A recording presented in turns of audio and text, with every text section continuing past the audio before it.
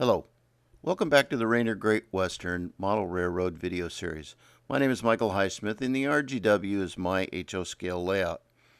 You know, one of the best parts of the model railroading hobby is that you get to make really good friends, and in the process you might even get to learn something. So one of the things that I try to do is expose the buddies that I have that work on my railroad to lots of different tips and techniques from people who really do their trade really well. In this case, we're going to do a quick video recap of a scenery clinic put on by Mike O'Brien at my railroad, the RGW. It's not a how-to video per se, but we'll hopefully drop a few tips that maybe you can learn from. Mike and Annie O'Brien are the purveyors of Moose Creek Logging, Moose Creek Trees, and X-Trains model trains, an internet and eBay seller. I'm pretty sure Annie runs the show, but I know that Mike and his son Manon, shown here with his dad, are the guys that make the trees. They're holding a Best in Show Layout Tour award at the Linden Clinic. This is their logo. There's no resemblance, I swear. And you can't help but notice their ON3 layout. It's the Moose Creek Logging Company. It's 75 feet long. It's a modular layout, and you can see it at several of the better Pacific Northwest shows. At the regional shows like the one shown here in Linden, you'll find the layout and the sales booth pretty much side by side. I found out about Mike by not so ceremoniously realizing that the booth was right behind the layout. I was captivated by its beauty. I'll just let these next few pictures speak for themselves.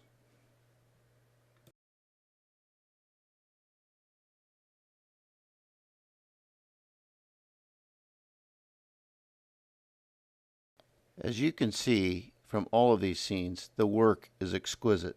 This last shot is from a module that Mike just put together as part of his series on how to build modules for a 4th Division Pacific Northwest NMRA clinic.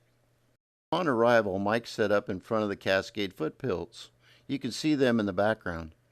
We had already put down basic ground foams, in this case Woodland Scenic Splendid Turf, but a 4-foot section of the foothills were basically going to be his canvas for the clinic. He then began to introduce himself to each of my guys. Here he and Doug share a few kind words. Once everyone arrived, we got started. Mike began by introducing himself and his products. He then went through the items in his prep trays. Mike uses a combination of natural materials, including various lengths and sizes of twigs, as well as branch cuttings to simulate stumps in this case, to augment the Woodland Scenic store-bought materials that you could see along the back edge. He also uses real dirt, ground up leaves, and other shavings to accent and simulate deadfall. Before we got going, Mike discussed the scenic challenges of the foothills. As you can see from this photograph, it's very steep at trackside with a good crown at the top that gave us plenty of room for trees. But the scenery challenge was to be able to keep things above the tracks and not interfere with the right-of-way. He had plenty of good ideas as to how to deal with that, and we'll share some of those later. He starts with his 32-ounce sprayer filled to the gills with 50-50 water, 50% glue, 50% water, and a drop of liquid soap. He soaks the entire hillside that he's going to work on, and while this isn't exactly where he started, you get the idea. Here Mike uses Woodland Scenic's club foliage to give some dimensional structure to the forest floor. His anecdotes were a wonderful addition to the day. I had a gentleman up in Canada. Any of you know Tom Beaton? Mm-hmm. Yeah. Great scenery guy, great modeler. Yep. And he gave me quite a few tips and pointers over the last few years on some things that I could do, and it's been great. Layering is the key to scenery. Here Mike is going to add a little thicker brand of clump foliage to give even more dimension to the forest floor. Of course, all of this dries clear, so we're not going to have a problem with any of the white showing through when I'm done.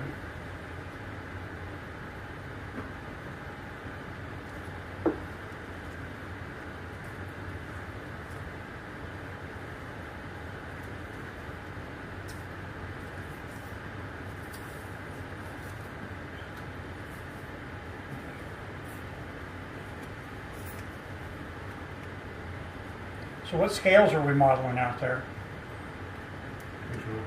HO for me. This is my version of N scale.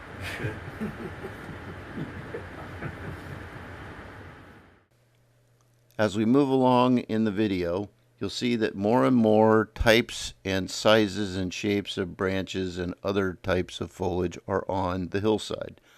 This little medical supply tool Mike brought with him is real handy for poking holes in the foam to create a space for trees. You want to use like smaller trees to show more depth, wouldn't you? Like Yes. the back. Yep. You get that kind of forest perspective thing.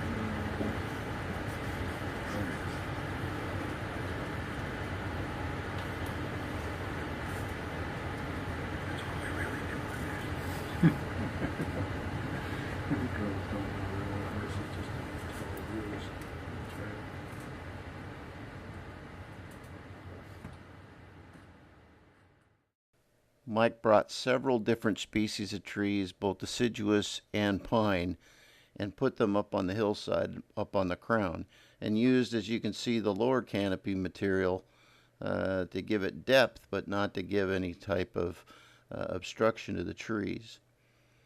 Here it is about 30 minutes later. You can see how much of it's been developed. It's looking real good at this point. That glue sheen that you see, it dries clear. You never see it after about 24 hours. Here Mike started to talk to us about using polyfiber, which you can see on the right, as different kind of bush and undergrowth. He just takes different colors and varieties of Woodland Scenics ground foams, sprays a pretty hefty dose of hairspray on it, and then sprinkles on the ground foam and puts it into place. That actually might work here and there. The white will disappear. That's a little darker green. I think it stands out better than that one. There was plenty of interest from the fellows on Mike's trees because they are just simply fantastic.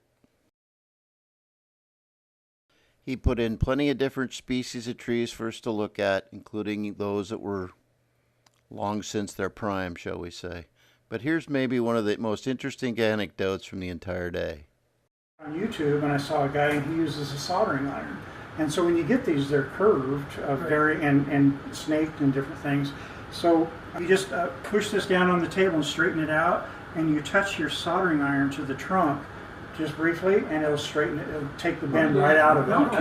I know. It takes time, okay, and that's why Mike's paying for the trees because there's a lot of time in it. But and it stays, and it's a great way to do it. So you got to pick the seeds off of them, and then you got to straighten them.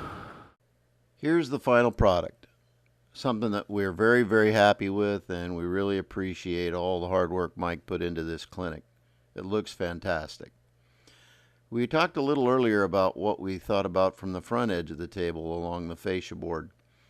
We didn't want to cover up any trains that were running by, so we basically decided that we would heavily scenic the ground foam with real dirt and then put smaller trees in clumps so that the trains ran through the trees, but that the trees themselves did not obstruct the view. One of the ideas that Mike gave us at the early outset in order to deal with the steep slope on the foothills themselves was to put the shorter trees to cover up the fact that we didn't heavily scenic anything right behind the trains themselves. This worked perfectly. Before we go, I'd like to talk a little bit about Mike's products. They come in very clean packages with lots of detail, lots of the brush, lots of the branch material. They're outstanding and easy to put together. They also come with complete directions on the back side of the paperwork to show you exactly what to do. You can find Mike at moosecreektrees.com and X-Trains for You on eBay. This is the final scene, and I want to thank Mike for all his hard work, but mostly I want to thank him for his friendship.